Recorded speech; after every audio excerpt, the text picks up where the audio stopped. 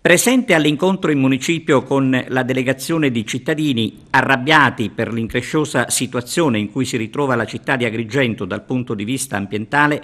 l'assessore all'ecologia Nello Amel si è intrattenuto con i giornalisti per fare il punto proprio della situazione. Intanto oggi è saltata la raccolta di carta e cartone, come dire che ogni giorno ne spunta una nuova rispetto a quanto lo stesso assessore annuncia, ma ascoltiamo Amel, il quale chiarisce anche i motivi che hanno costretto alla chiusura delle isole ecologiche. Una riunione fiume con degli operatori anche turistici e l'amministrazione come intende rispondere, cosa farà nell'immediato?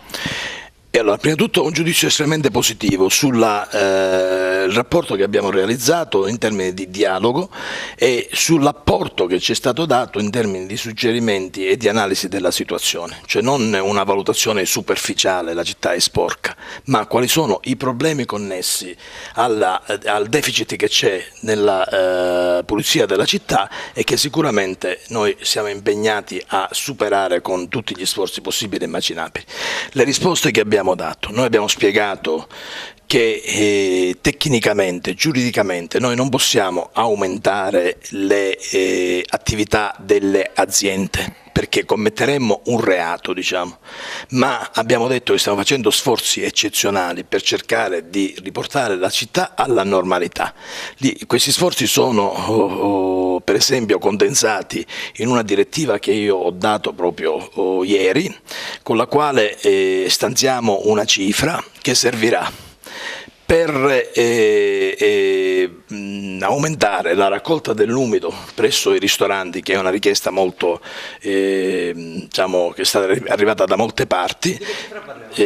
ma dovrebbe essere attorno a 60.000 euro circa. Faremo la